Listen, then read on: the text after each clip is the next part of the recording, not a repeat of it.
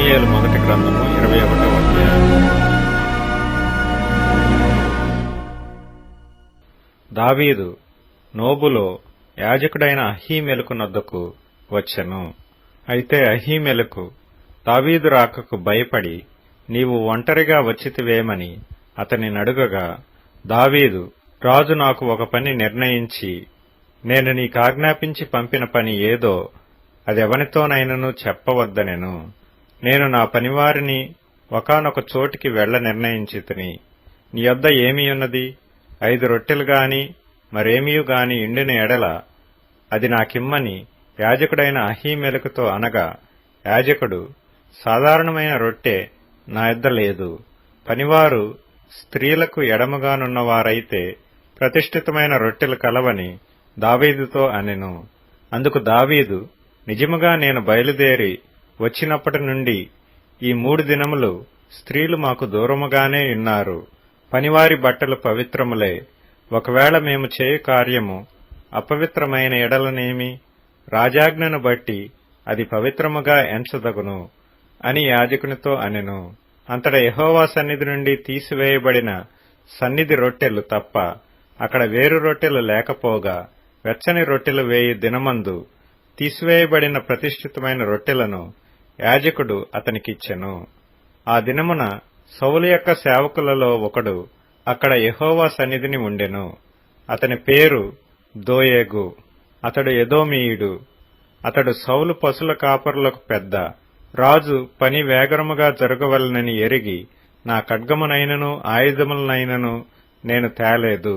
ఇక్కడ నీ యొద్ద ఖడ్గమైనను ఈటి అయినను ఉన్నదా అని దావీదు అహీమెలకు నడుగగా, యాజకుడు, ఏలా లోయలో నీవు చంపిన గొల్యాతు అను ఫిలిష్తీయుని ఖడ్గమున్నది. అదిగో బట్టతో చుట్టబడి ఏఫోదు వెనక ఉన్నది. అది తప్ప ఇక్కడ మరి ఏ ఖడ్గమునూ లేదు. దాని తీసుకొనుటకు నీకిష్టమైన ఎడల తీసుకొనుమనగా, దావీదు, దానికి సమమైనదొకటియూ లేదు, నాకిమ్మనెను.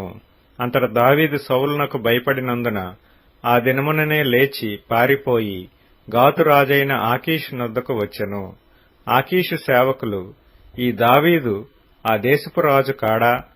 వారు నాట్యమాడుచు గాన ప్రతిగానములు చేయుచు సౌలు 1000 కొలది హతము చేసిననియు దావీదు 10,000 కొలది హతము చేసిననియు పాడిన పాటలు ఇతని గూర్చినవే కదా అని అతనిని బట్టి రాజుతో మాట్లాడగా, దావీదు ఈ మాటలు తన మనసులో నుంచుకొని గాతురాజైన ఆకీషునకు బహు భయపడెను. కాబట్టి దావీదు వారి ఎదుట తన చర్య మార్చుకొని వెర్రివాని వలె నటించుచు ద్వారపు తలుపుల మీద గీతలు గీయిచు ఉమ్మి తన గడ్డము మీదికి కారనిచ్చుచూ నుండెను. వారతని పట్టుకొని పోగా అతడు పిచ్చి చేష్టలు చేయుచూ వచ్చెను. కావున ఆకీషు రాజు, మీరు చూచితిరి కదా, వానికి పిచ్చి పట్టినది. నా యొద్దకు వీనినెందుకు తీసుకుని వచ్చితిరి? పిచ్చి చేష్టలు చేయు వారితో నాకేమి పని? నా సన్నిధిని పిచ్చి చేష్టలు చేయుటకు వీని తీసుకుని వచ్చితిరేమి? వీడు నా నగరులోనికి రాతగునా అని తన సేవకులతో అనెను.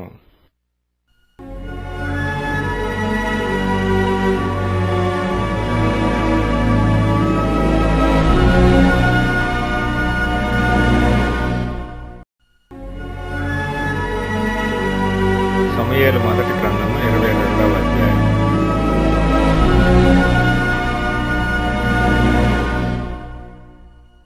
దావీదు అక్కడి నుండి బయలుదేరి అదుల్లాము గుహలోనికి తప్పించుకుని పోగా, అతని సహోదరులను అతని తండ్రి ఇంటి వారందరూ ఆ సంగతి విని అతని యొద్దకు వచ్చిరి. మరియు ఇబ్బంది గల వారందరూ, అప్పులు చేసుకున్న వారందరూ, అసమాధానముగా నుండి వారందరూ అతని యొద్ద కూడుకొనగా అతడు వారికి అధిపతి ఆయను. అతని యొద్దకు ఎక్కువ తక్కువ 400 మంది వచ్చియుండిరి. తరువాత దావీదు అక్కడ నుండి బయలుదేరి మోయాబులోని మిస్పేకు వచ్చి, దేవుడు నాకు ఏమి చేయునది నేను తెలుసుకొను వరకు నా తల్లిదండ్రులు వచ్చి నీ యొద్ద నుండనిమ్మని మోయాబు రాజుతో మనవి చేసి అతని యొద్దకు వారిని తోడుకొని పోగా, దావీదు కొండలలో దాగియున్న దినములు వారు అతని యొద్ద కాపురముండిరి. మరియు ప్రవక్తయగు గాదు వచ్చి కొండలలో ఉండక యూదాదేశమునకు పారిపొమ్మని దావీదుతో చెప్పినందున దావీదు పోయి హోరెతు అడవిలో చొచ్చెను. దావీదును అతని జనులను ఫలాని చోటు ఉన్నారని సౌలునకు వర్తమానమాయెను. అప్పుడు సౌలు గిబియా దగ్గర రామాలో ఒక పిచ్చుల వృక్షము క్రింద దిగి ఈట చేత పట్టుకుని ఉండెను. అతని సేవకులు అతని చుట్టూ నిలిచియుండగా సౌలు తన చుట్టూ నిలిచియున్న సేవకులతో ఇట్లనెను, బెన్యామీనీయులారా, ఆలకించుడి. యెష్షయి కుమారుడు మీకు పొలమును ద్రాక్ష తోటలను ఇచ్చునా? మిమ్మును సహస్రాధిపతులుగాను శతాధిపతులుగాను చేయునా? మీరెందుకు నా మీద కుట్ర చేయుచున్నారు? నా కుమారుడు యెష్షయి కుమారునితో నిబంధన చేసిన సంగతి మీలో ఎవడనూ నాకు తెలియజేయలేదే? నేడు జరుగునట్లు నా కొరకు పొంచియుండునట్లుగా నా కుమారుడు నా సేవకుని పురికొల్పినను నా నిమిత్తము మీలో ఎవనికినీ చింతలేదే? అప్పుడు ఎదోమీయుడగు దోయేగు సౌలు సేవకుల దగ్గర నిలిచియుండి, యెష్షయి కుమారుడు పారిపోయి నోబులోని అహీటూబు కుమారుడైన అహీమెలకు దగ్గరకు రాగా నేను చూచితిని. అహీమెలకు అతని పక్షముగా యెహోవా యొద్ద విచారణ చేసి ఆహారమును ఫిలిష్తీయుడైన గొల్యాతు ఖడ్గమును అతనికిచ్చినని చెప్పగా, రాజు యాజకుడును అహీటూబు కుమారుడునగు అహీమెలకును నోబులోనున్న అతని తండ్రి ఇంటి వారైన యాజకులనందరినీ పిలువనంపించెను. వారు రాజునొద్దకు రాగా సౌలు, అహీటూబు కుమారుడా, ఆలకించుమనగా అతడు చిత్తము నా ఏలినవాడా అనెను. సౌలు, నీవు యెష్షయి కుమారునికి ఆహారమును ఖడ్గమును ఇచ్చి అతని పక్షమున దేవుని యొద్ద విచారణ చేసి అతడు నా మీదికి లేచి నేడు జరుగుచున్నట్టు పొంచియుండుటకై అతడును నీవును జతకూడితిరేమని అడుగగా, అహీమెలకు, రాజా, రాజునకు అల్లుడై నమ్మకస్తుడై ఆలోచనకర్తయై నీ నగరిలో ఘనత వహించిన దావీదు వంటివాడు నీ సేవకులందరిలో ఎవడున్నాడు? అతని పక్షముగా నేను దేవుని యొద్ద విచారణ చేయుట నేడే ఆరంభించితినా? అది నాకు దూరమగునుగాక. రాజు తమ దాసుడునైన నా మీదను నా తండ్రి ఇంటి వారందరి మీదను ఈ నేరము మోపకుండునుగాక. ఈ సంగతిని గూర్చి కొద్ది గొప్ప ఏమియు నీ దాసుడనైన నాకు తెలిసినది కాదు అని రాజుతో మనవి చేయగా, రాజు అహీమెలకు, నీకును నీ తండ్రి ఇంటి వారికందరికిని మరణము నిశ్చయము అని చెప్పి యెహోవా యాజకులకు వీరు దావీదుతో కలిసినందునను అతడు పారిపోయిన సంగతి తెలిసియు నాకు తెలియజేయకపోయినందునను మీరు వారి మీద పడి చంపుడని తన చుట్టూ నిలిచియున్న కావలి వారికి ఆజ్ఞ ఇచ్చెను. రాజు సేవకులు యెహోవా యాజకులను హతము చేయనొల్లకయుండగా రాజు దోయేగుతో, నీవు ఈ యాజకుల మీద పడుమని చెప్పెను. అప్పుడు ఎదోమీయుడైన దోయేగు యాజకుల మీద పడి ఏఫోదు ధరించుకొనిన 85 ఆ దినమున హతము చేసెను. మరియు అతడు యాజకుల పట్టణమైన నోబు కాపురస్తులను కత్తివాత హతము చేసెను. మగవారినేమి ఆడువారినేమి, బాలురనేమి పసిపిల్లలనేమి, ఎడ్లనేమి గార్ధబొమ్మలనేమి గొర్రెలనేమి అన్నిటినీ కత్తివాత హతము చేసెను. అయితే అహీటూబు కుమారుడైన అహీమెలకు కుమారులలో అబ్యాతారు అనునొకడు తప్పించుకొని పారిపోయి దావీదునొద్దకు వచ్చి సౌలు యెహోవా యాజకులను చంపించిన సంగతి దావీదునకు తెలియజేయగా, దావీదు ఆ దినమున ఎదోమీయుడైన దోయేగు అక్కడ నున్నందున వాడు సౌలునకు నిశ్చయముగా సంగతి తెలుపునని నేననుకొంటిని. నీ తండ్రి ఇంటి వారికందరికిని మరణము రప్పించుటకు నేను కారకుడనైతిని గదా. నీవు భయపడక నా యొద్ద ఉండుము. నా యొద్ద నీవు భద్రముగా ఉందువు. నా ప్రాణము తీయ చూచువాడును నీ ప్రాణము తీయ చూచువాడును ఒకడే అని అబ్యాతారుతో చెప్పెను.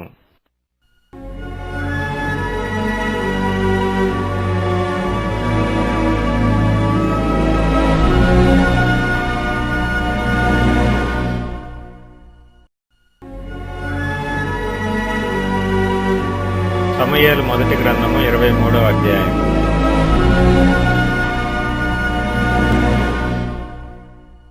తరువాత ఫిలిష్తీయులు ఖేలా మీద యుద్ధము చేసి కల్లమల మీది ధాన్యమును దోచుకొనుచున్నారని దావీదునకు వినబడెను. అంతట దావీదు, నేను వెళ్లి ఈ ఫిలిష్తీయులను హతము చేయుదునా అని యెహోవా యొద్ద విచారణ చేయగా, యెహోవా, నీవు వెళ్లి ఫిలిష్తీయులను హతము చేసి ఖేలాను రక్షించుమని దావీదునకు సెలవిచ్చెను. దావీదుతో కూడియున్న జనులు, మేము ఇచ్చట యూదాదేశములో ఉండినను మాకు భయముగానున్నది. ఫిలిష్తీయుల సైన్యములకెదురుగా కెయిలాకు మేము వచ్చిన ఎడల మరింత భయము కలుగును గదా అని దావీదుతో అనగా, దావీదు మరలా యెహోవా యొద్ద విచారణ చేసెను. నీవు లేచి కెయిలాకు వెళ్ళుము, ఫిలిష్తీయులను నీ చేతికి అప్పగించుదునని యెహోవా సెలవీయగా, దావీదును అతని జనులను కెయిలాకు వచ్చి ఫిలిష్తీయులతో యుద్ధము చేసి వారిని లెస్సగా హతము చేసి వారి పశువులను దోచుకొని వచ్చిరి. ఈలాగున దావీదు కెయిలా కాపురస్తులను రక్షించెను. అహీమెలకు కుమారుడైన అబ్యాతారు ఏఫోదు చేత పట్టుకొని పారిపోయి కెయిలాలోనున్న దావీదు నొద్దకు వచ్చెను. దావీదు కెయిలాకు వచ్చిన సంగతి సౌలు విని, దావీదు ద్వారములను అడ్డుగడలను గల పట్టణములో ప్రవేశించి అందులో మూయబడి ఉన్నాడు. దేవుడు అతనిని నా చేతికి అప్పగించననుకొనెను. కాబట్టి సౌలు కెయిలాకు పోయి దావీదును అతని జనులను ముట్టడింపవలనని జనులందరినీ యుద్ధమునకు పిలువనంపించెను. సౌలు తనకు కీడే ఉద్దేశించుతున్నాడని దావీదు ఎరిగి యాజకుడైన అబ్యాతారును ఏఫోదును తెమ్మనెను. అప్పుడు దావీదు, ఇశ్రాయేలీల దేవా యెహోవా, సౌలు కెయిలాకు వచ్చి నన్ను బట్టి పట్టణమును పాడుచేయనుద్దేశించుచున్నాడని నీ దాసుడనైన నాకు రూఢిగా తెలియబడి ఉన్నది. కెయిలా జనులు నన్ను అతని చేతికి అప్పగించుదురా? నీ దాసుడనైన నాకు వినబడినట్లు సౌలు దిగి వచ్చునా? ఇశ్రాయేలీల దేవా యెహోవా, దయచేసి నీ దాసుడనైన నాకు దానిని తెలియజేయమని ప్రార్థింపగా అతడు దిగివచ్చునని యెహోవా సెలవిచ్చెను. కెయిలా జనులు నన్ను నా జనులను సౌలు చేతికి అప్పగించుదురా అని దావీదు మరలా మనవి చేయగా, యెహోవా, వారు నిన్ను అప్పగించుదురని సెలవిచ్చెను. అంతట దావీదును దాదాపు 600 మంది అయిన అతని జనులను లేచి కెయిలాలో నుండి తరలి ఎక్కడికి పోగలరో అక్కడికి వెళ్ళిరి. దావీదు కెయిలాలో నుండి తప్పించుకొనిన సంగతి సౌలు విని వెళ్ళక మానెను. అయితే దావీదు అరణ్యములోని కొండస్థలముల యందును జీపు అను అరణ్యమున ఒక పర్వతమందును నివాసము చేయుచుండెను. సౌలు అనుదినము అతని వెదికినను దేవుడు సౌలు చేతికి అతనిని అప్పగించలేదు. తన ప్రాణము తీయుటకై సౌలు బయలుదేరినని తెలుసుకొని దావీదు జీపు అరణ్యములో ఒక వనమున దిగెను. అప్పుడు సౌలు కుమారుడైన యోనాతాను లేచి వనములోనున్న దావీదు నొద్దకు వచ్చి, నా తండ్రి అయిన సౌలు నిన్ను పట్టుకొనజేలడు. నీవు భయపడవద్దు. నీవు ఇశ్రాయేలీలకు రాజు వగుదువు. నేను నీకు సహకారినవుదును.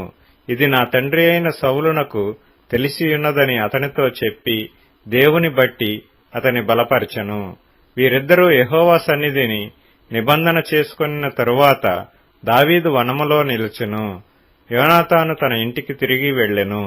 జిఫీయులు బయలుదేరి గిబియాలోనున్న సౌలు నొద్దకు వచ్చి యెషీమోనుకు దక్షిణముననున్న హకీలా మన్యములోని అరణ్యమున కొండ స్థలముల యందు మా మధ్య దావీదు దాగియున్నాడే, రాజా, నీ మనోభిష్టమంతటి చొప్పున దిగిరమ్ము. రాజవైన నీ చేతికి అతనిని అప్పగించుట మా పని అని చెప్పగా, సౌలు వారితో ఇట్లనెను, మీరు నాయందు కనికరపడినందుకై మీకు యెహోవా ఆశీర్వాదము కలుగునుగాక. మీరు పోయి అతడు ఉండు స్థలము ఏదైనది, అతనిని చూచినవాడు ఎవడైనది నిశ్చయముగా తెలుసుకొనుడి.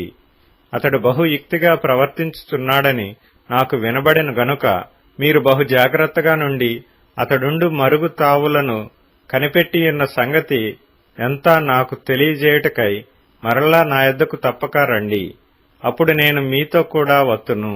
అతడు దేశములో ఎక్కడ నుండినను యూదా వారందరిలో నేను అతని వెదికి పట్టుకొందును. అంతట వారు లేచి సౌలు కంటే ముందు జీపునకు తిరిగి వెళ్ళిరి. దావీదును అతని జనులను యోషీమోనుకు దక్షిణపు వైపుననున్న మైదానములోని మాయోను అరణ్యములో ఉండగా, సౌలును అతని జనులను తన్ను వెదకుటకై బయలుదేరిన మాట దావీదు విని కొండ శిఖరము దిగి మాయోను అరణ్యమందు నివాసము చేసెను. సౌలు అది విని మాయోను అరణ్యములో దావీదును తరుమబోయెను. అయితే సౌలు పర్వతము ఈ తట్టునను దావీదును అతని జనులను పర్వతము ఆతట్టునను పోవుచుండగా దావీదు సౌలు దగ్గర నుండి తప్పించుకొని పోవాలనని త్వరపడుచుండెను. సౌలును అతని జనులను దావీదును అతని జనులను పట్టుకొనవలనని వారిని చుట్టుకొనుచుండిరి. ఇట్లుండగా దూత ఒకడు సౌలు నొద్దకు వచ్చి, నీవు త్వరగా రమ్ము, ఫిలిష్తీయులు దండెత్తి వచ్చి దేశములో చొరబడి ఉన్నారని చెప్పగా సౌలు దావీదును తరుముట మాని వెనుకకు తిరిగి ఫిలిష్తీయులను ఎదుర్కొనబోయెను. కాబట్టి సెలహమ్మలెకోతు అని ఆ స్థలమునకు పేరు పెట్టబడెను. తరువాత దావీదు అక్కడ నుండి పోయి ఏన్గెదీకి వచ్చి కొండ స్థలములలో నివాసము చేయుచుండెను.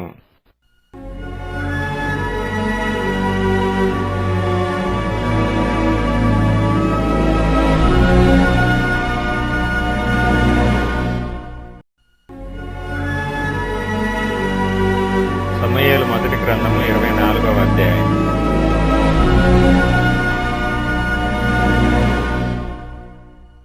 సౌలు ఫిలిష్తీయులను తరుముట మాని తిరిగి రాగా దావీదు ఎన్గెదీ అరణ్యమందున్నాడని అతనికి వర్తమానము వచ్చెను.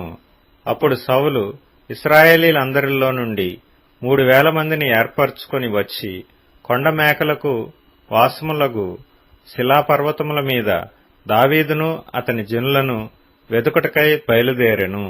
మార్గముననున్న గొర్రెదొడ్లకు అతడు రాగా అక్కడ గుహ ఒకటి కనబడెను. అందులో సౌలు శంఖానివర్తికి పోగా దావీదును అతని జనులను ఆ గుహ లోపలి భాగములలో ఉండిరి గనుక దావీదు జనులు, అదిగో నీ దృష్టికి ఏది మంచిదో అది నీవు అతనికి చేయున్నట్లు నీ శత్రువుని నీ చేతికి అప్పగింతునని యెహోవా నీతో చెప్పిన దినము వచ్చెనని అతనితో అనగా దావీదు లేచి వచ్చి సౌలునకు తెలియకుండా అతని పై వస్త్రపు చెంగును కోసెను.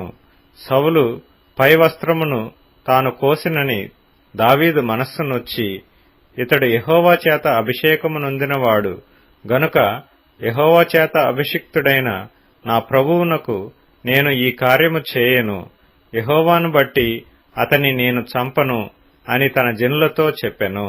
ఈ మాటలు చెప్పి దావీదు తన జనులను అడ్డగించి సౌలు మీదకి పోనీయక వారిని ఆపెను. తరువాత సౌలు లేచి గుహలో నుండి బయలువెళ్లి మార్గమున పోయెను. అప్పుడు దావీదు లేచి గుహలో నుండి బయలువెళ్లి, నా ఏలినవాడా, రాజా అని సౌలు వెనక నుండి కేక వేయగా సౌలు వెనక చూచెను. దావీదు నేల సాష్టాంగపడి నమస్కారము చేసి సౌలుతో ఇట్లనెను, దావీదు నీకు కీడు చేయనుద్దేశించుచున్నాడని జనులు చెప్పిన మాటలు నీవెందుకు వినుచున్నావు? ఆలోచించుము. ఈ దినమున యెహోవా నిన్ను ఎలాగూ గుహలో నా చేతికి అప్పగించెనో అది నీ కండ్లారా చూచితివే. కొందరు నిన్ను చంపుమని నాతో చెప్పినను నేను నీ యందు కనికరించి, ఇతడు యెహోవా చేత అభిషేకము నొందినవాడు గనుక నా ఏలినవాని చంపనని నేను చెప్పితిని. నా తండ్రి, చూడుము, ఇదిగో చూడుము, నిన్ను చంపక నీ వస్త్రపు చెంగు మాత్రమే కోసితిని గనుక నా వలన నీకు కీడు ఎంతమాత్రమును రాదనియు నాలో తప్పిదము ఎంతమాత్రమును లేదనియు నీవు తెలుసుకొనవచ్చును. నీ విషయమై నేను ఏ పాపమును చేయని వాడనై యుండగా నీవు నా ప్రాణము తీయవలనని నన్ను తరుముచున్నావు. నీకును నాకును మధ్య యెహోవా న్యాయము తీర్చును. యెహోవా నా విషయమై పగ తీర్చును గాని నేను నిన్ను చంపను. పూర్వీకులు సామ్యము చెప్పినట్టు దుష్టుల చేతనే దౌష్ట్యము పుట్టును గాని నేను నిన్ను చంపను. ఇశ్రాయేలీల రాజు ఎవని పట్టుకొన బయలుదేరి వచ్చియున్నాడు? ఏ పాటి వాణిని తరుముచున్నాడు? చచ్చిన కుక్కను గదా, మిన్నల్లిని గదా? యెహోవా నీకును నాకును మధ్య న్యాయాధిపతి అయి తీర్పు తీర్చునుగాక.